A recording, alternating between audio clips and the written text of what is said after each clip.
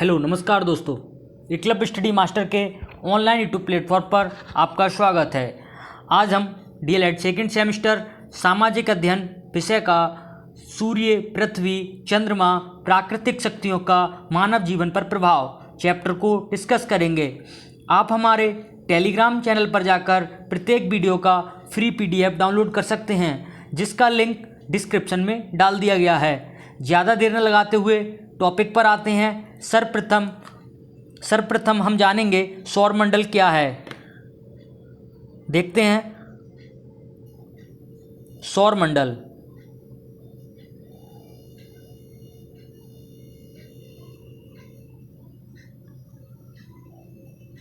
सौरमंडल में 8 ग्रह हैं।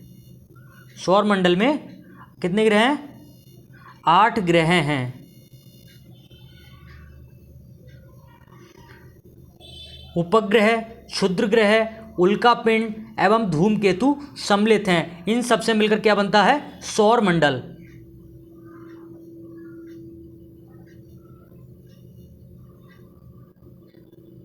देन देखते हैं ग्रहों में सूर्य के सबसे निकट बुध है तथा सूर्य से सबसे दूर प्लूटो, जिसे बोलते हैं यम। और ये ग्रह जो है बाहर कर दिया गया है, सौरमंडल से बाहर कर दिया गया है। क्यों बाहर कर दिया गया है? क्योंकि ये जो सौरमंडल की जो ग्रहों की डेफिनेशन थी वो फॉलो नहीं कर रहा था, देन इसे बाहर कर दिया गया है। तो अभी कितने ग्रह हैं? 8 ग्रह हैं। इनमें सबसे छोटा ग्रह प्लूटो यम, जिसे बाहर कर दिया गया है, तथा सबसे बड़ा बृहस्पति, जिसे गुरु बोलते हैं। सबसे कम परिक्रमण काल बुध का तथा सबसे अधिक प्लूटो का है।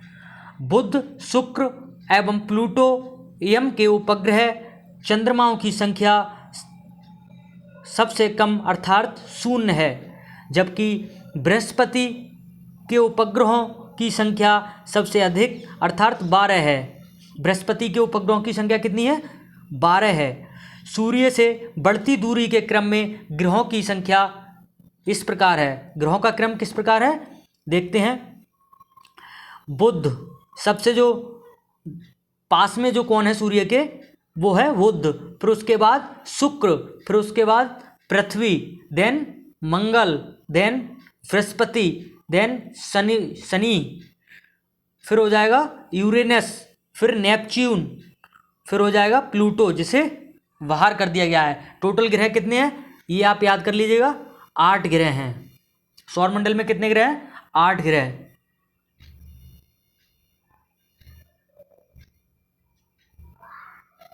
आठ ग्रह हैं। नेक्स्ट देखते हैं। ये देखिए फिगर, देखिए, इससे आप आसानी से समझ सकते हैं। जैसे कि सूर्य के सबसे पास कौन सा है? बुध, फिर कौन है? शुक्र, फिर पृथ्वी, देन मंगल, फिर Brihaspati, Shani, Uranus, Neptune, Pluto. इस प्रकार आप समझ जाएंगे। देन देखते हैं, इसमें नोट जो मैं बता रहा था वही है। अब प्लूटो यम, जिसे यम बोलते थे, 9 ग्रहों में शामिल नहीं किया जाता है। यानी कि अब कितने ग्रह रह गए? 8 ग्रह रह गए। सूर्य या तारा क्या है इसके बारे में समझेंगे। वह आकाशीय पिंड जो अपने प्रकाश से प्रकाशित होता है तथा प्रकाश एवं ऊष्मीय ऊर्जा वितरित करता है, सूर्य अथवा तारा कहलाता है। सूर्य का व्यास पृथ्वी के व्यास का लगभग 100 गुना है। सूर्य का जो व्यास है ना, वो पृथ्वी के व्यास का लगभग 100 गुना है। और इसका द्रव्यमान पृथ्वी के द्रव्यमान का 10 लाख गुना है। व्यास जो सूर्य का है पृथ्वी के व्यास का 100 गुना है, और जो द्रव्यमान लगभग 10 लाख गुना है। सूर्य गर्म गैसों का एक गोला है, जिसमें मुख्य रूप से हाइड्रोजन गैस उपस्थित है।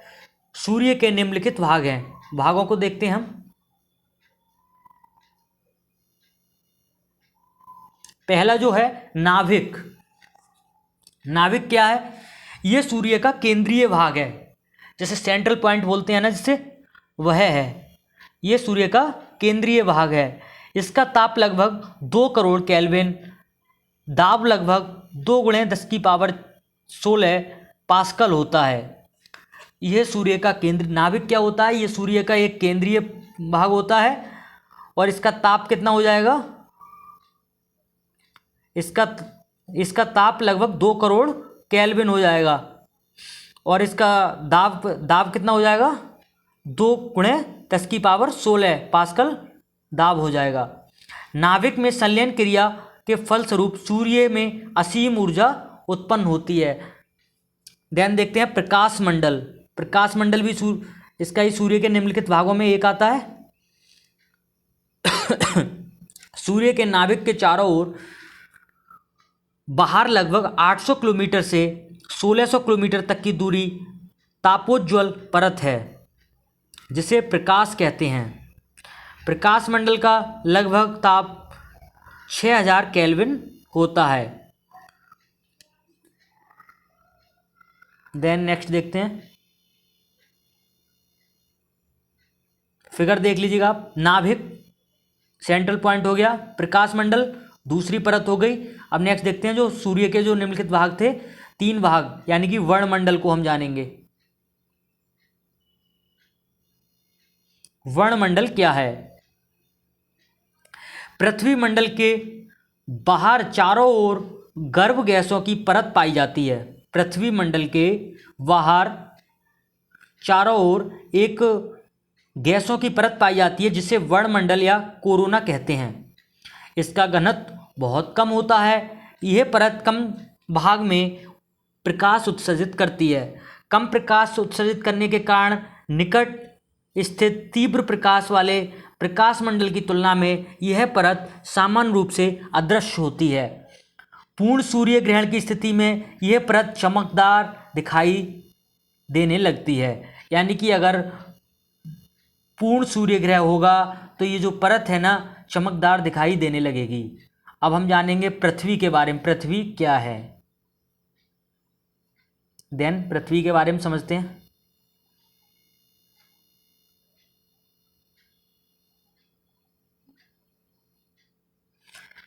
सौरमंडल में जितने भी ग्रह हैं, उनमें केवल पृथ्वी ही ऐसा ग्रह है जहां जीवन विकास संभव है।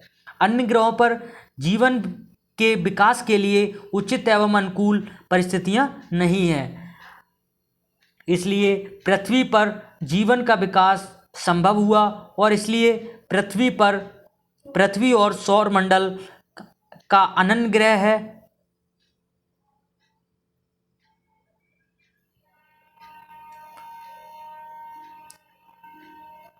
इसलिए पृथ्वी और सौरमंडल का अनन्य ग्रह है और इसे सौरमंडल में विशिष्ट स्थान प्राप्त हुआ है। अतः पृथ्वी एक अनोखा ग्रह है जिस पर जीवन संभव है। इसका सबसे निकटतम ग्रह चंद्रमा है। पृथ्वी को विशिष्ट स्थान प्रदान करने वाले घटक अथवा परिस्थितियां निम्नलिखित हैं। इनके बारे में जानेंगे हम। कौन कौन सी घटक हैं? पृथ्वी का ताप जीवन को सुचारू रूप से चलाने के लिए विभिन्न रासायनिक क्रियाओं को संचालन के अनुरूप है। पोषक तत्वों के परिवहन हेतु तरल माध्यम जल है। जटिल अणुओं के निर्माण के लिए वातावरण ऑक्सीजन, नाइट्रोजन, हाइड्रोजन, कार्बन आदि मूल तत्व एवं कार्बन डाइऑक्साइड जल वाष्प उपस्थित हैं। हानिकारक विकिरणों के प्रवेश को रोकने के लिए वायुमंडल में जैसा रक्षात्मक आवरण है। वायुमंडल मतलब हानिकारक जो विकिरण होती हैं उन्हें रोकने के लिए वायुमंडल जैसा रक्षात्मक आवरण पृथ्वी के पास उपस्थित है। पृथ्वी की उत्पत्ति कैसे होती है इसके बारे में देखते हैं। पृथ्वी सूर्य का एक ग्रह है जिसकी उत्पत्ति ग्रहाणुओं के एक ठंडे समूह से हुई है। ये ग्रहाणु आंतरिक ग्रहों के क्षेत्र में मुख्यतः सिलिकॉन, लोहा, मैग्नीशियम के यौगिकों के साथ सूक्ष्म मात्रा में अन्य तत्वों को मिलाने से बने थे। जैसे अधिक ग्रहाणु पृथ्वी से टकराते गए वैसे वैसे इससे जुड़ते गए। इन ग्रहाणुओं की गतिज ऊर्जा टकराने के कारण ऊष्मीय ऊर्जा में बदलती गई। इससे इसका ताप भी बढ़ता गया। इसके अतिरिक्त पृथ्वी के संपीड़न एवं रेडियो एक्टिव विघटन के कारण ग्रह गर्म होता रहा और अपनी उत्पत्ति के लगभग 80 करोड़ वर्ष बाद पिघल गया। अब इस ग्रह ने गुरुत्वाकर्षण के प्रभाव की सहायता से स्वयं को पुनर्व्यवस्थित करना प्रारंभ कर दिया। लोहा पिघलकर इनके केंद्र की ओर गिरने लगा था। हल्के पदार्थ उत्सर्जन के कारण पृथ्वी की सतह पर आ गए। इससे भूपर्पटी का निर्माण हुआ। देन देखते हैं नीचे।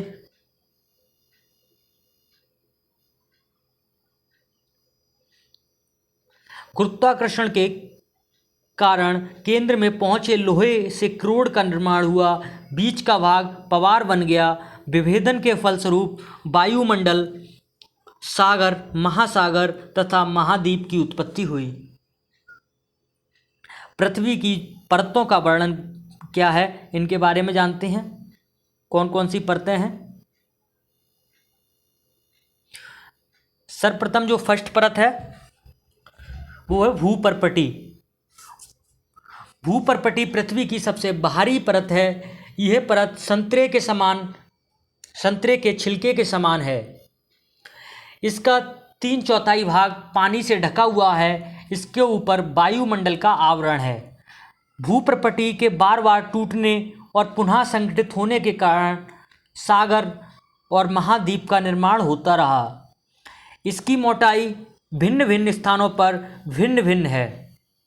महाद्वीप में यह 35 किलोमीटर से 60 किलोमीटर तक, लेकिन सागर के नीचे यह केवल 10 किलोमीटर तक मोटी है। ये क्वेश्चन पूछा जा सकता है, ये परत कितने किलोमीटर मोटी है? तो 10 किलोमीटर मोटी है। प्रवार इसे बोलते हैं, प्रवार, मेंटल। इसके बारे में जानेंगे। दूसरी परत जो है, ये फिगर भी देख लीजिएगा। भूपर्पटी हो जाएगी, प्रवार, क्रोड, 3 परत है। भूपर्पटी के नीचे स्थित मध्य की परत जिसे प्रवार कहा जाता है, मुख्यतः लोहे, मैग्नीशियम एवं सिलिकेटों से बनी है। ये भूपर्पटी की तली के केंद्रों की ओर लगभग 2900 किलोमीटर की गहराई तक फैली हुई है। ये तरल अवस्था में है। इसका घनत्व 4.5 से 5.5 तक है। नेक्स्ट देखते हैं क्रोड, जो कि अंतिम परत है। यह पृथ्वी की सबसे अंदर की परत है, जो पृथ्वी को ठोस गोले के रूप में है। यह परत लोहा, निकेल से बनी है। इसका लगभग ताप 4000 डिग्री सेल्सियस तथा इसका औसत घनत्व 11.0 है। यह अंदरूनी परत पृथ्वी के चुंबकीय होने के कारण इस परत का नाम निफे है। इसकी गहराई 3400 किलोमीटर तक है। क्रोड के आंतरिक भाग में अत्यधिक ताप होते हुए भी अत्यधिक दाब के कारण लोहा ठोस अवस्था में रहता है। इसका दाब वायुमंडल दाब की तुलना में लगभग 27 लाख गुना अधिक होता है। अब हम चंद्रमा के बारे में जानेंगे। चंद्रमा क्या है? चंद्रमा एक आकाशीय पिंड है। यह पृथ्वी का एक उपग्रह है जो पृथ्वी की परिक्रमा करता है। इसका परिक्रमण दीर्घवृत्ताकार है। इसकी पृथ्वी से निकटतम स्थिति को एपोजी कहा जाता है। इस परिक्रमण काल के दौरान ही चंद्रग्रहण जैसी घटनाएं घटित होती हैं।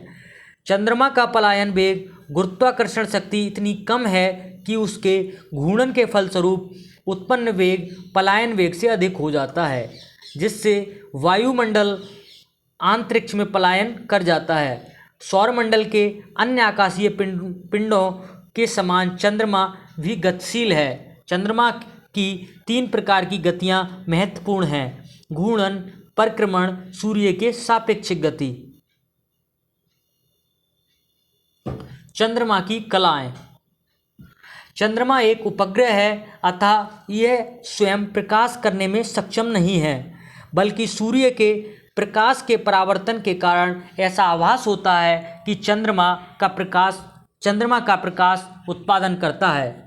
पृथ्वी के चारों ओर घूमने के कारण जिसका जो प्रकाशित भाग पृथ्वी की ओर होता है वह पृथ्वी से दिखाई देता है। यह प्रकाशित भाग लगातार घटता एवं बढ़ता रहता है, अतः चंद्रमा लगातार घटते या बढ़ते तथा विभिन्न आकार में पृथ्वी से दृष्टिगोचर होता है। नेक्स्ट देखते हैं।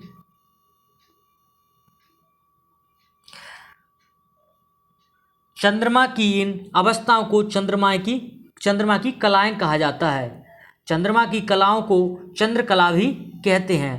पूर्णिमा के दिन चंद्रमा संपूर्ण रूप से दिखाई देता है। पूर्णिमा के उपरांत पृथ्वी से चंद्रमा आगे घूमता है। उसका प्रकाशित भाग जो पृथ्वी की ओर होता है वह घटने लग जाता है। पृथ्वी लगभग 21 दिन बाद दूसरा आधा प्रकाशित भाग पृथ्वी की ओर होता है और पहला आधा भाग पृथ्वी के दूसरी ओर हो जाता है। इस तरह 21वें दिन, ये फिगर है, इसको देखकर भी आप आसानी से समझ सकते हैं इसके बारे में।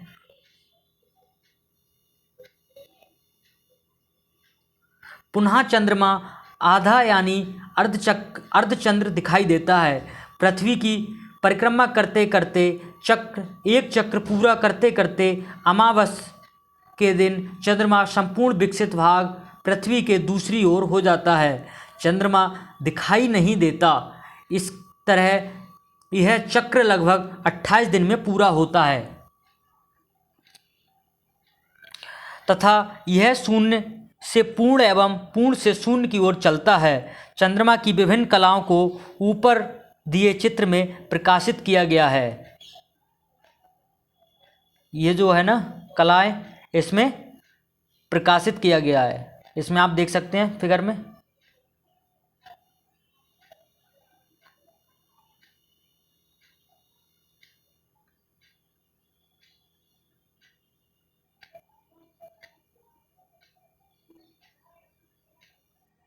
इसका प्रकाशित भाग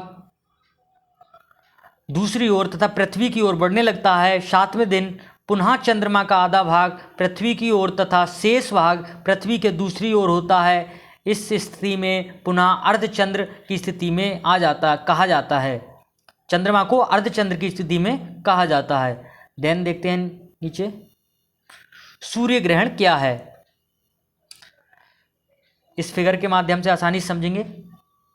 चंद्रमा पृथ्वी के चारों ओर घूमता है। चंद्रमा जो है, ये चंद्रमा पृथ्वी के चारों ओर घूमता है तथा पृथ्वी सूर्य के चारों ओर अपनी धुरी पर घूमती है। जब कभी घूमते घूमते चंद्रमा सूर्य के सामने तथा पृथ्वी के बीच में आ जाता है, चंद्रमा की छाया पृथ्वी पर पड़ने लगती है। पृथ्वी के इस भाग में खड़े मनुष्य को सूर्य दिखाई नहीं देता है। इसे सूर्य ग्रहण कहते हैं। सूर्य ग्रहण किस दिन होता है? अमावस्या को होता है। ये इम्पोर्टेंट लगा लीजिएगा, सूर्य ग्रहण अमावस्या को होता है। नेक्स्ट देखते हैं, सूर्य ग्रहण को कभी नंगी आंखों से नहीं देखना चाहिए। नंगी आंखों से देखने पर आंखों को क्षतिग्रस्त होने की संभावना रहती है। इसे देखने के लिए विशेष प्रकार के चश्मों का प्रयोग करना पड़ता है। अब हम चंद्र ग्रहण के बारे में जानेंगे। चंद्रमा स्वयं प्रकाश उत्पन्न नहीं करता, यह सूर्य का प्रकाश पड़ने से चमकने लगता है। पृथ्वी सूर्य चंद्रमा के बीच में आ जाती है, जैसे कि अब फिगर देखते हैं।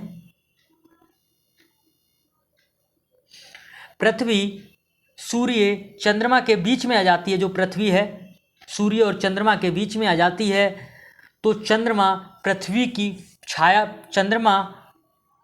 की छाया में आ जाता है। जैसे ये चंद्रमा है, पृथ्वी की छाया जो पड़ रही है, छाया में आ गया, जिसके कारण सूर्य का प्रकाश चंद्रमा पर नहीं पड़ता। जैसे कि इसकी किरणें पृथ्वी पर तो पड़ रही हैं, पर लेकिन चंद्रमा पर नहीं पड़ रही, चंद्रमा दिखाई नहीं देता है, इसे ही चंद्र ग्रहण कहते हैं। चंद्र ग्रहण पूर्णमासी के दिन पड़ता है, सूर्य ग्रहण अमावस्या के दिन पड़ता है। नेक्स्ट देखते हैं। जब चंद्रमा पृथ्वी की उपछाया से गुजरता है तो इसके कुछ भाग पर सूर्य का प्रकाश पड़ने लगता है, चंद्रमा का कुछ भाग दिखाई देने लगता है, इसे खंड चंद्र ग्रहण कहते हैं। चंद्रमा का कुछ भाग दिखाई देने लगता है, इसे क्या कहते हैं? खंड चंद्र ग्रहण। इसका यानी कि कुछ हिस्सा। तो ये पार्ट फर्स्ट है, जो पृथ्वी मतलब इसमें लिखा है। दूसरा टॉपिक जो है प्राकृतिक शक्तियों का मानव जीवन पर प्रभाव, इसका इसी चैप्टर का पार्ट 2 लेके आएंगे, उसमें ये सब कवर करेंगे। यानी कि मतलब 2 पार्ट में पूरा चैप्टर कवर हो जाएगा। अगर वीडियो आपको अच्छी लगी है तो सब्सक्राइब करना ना भूलें। Thanks for watching.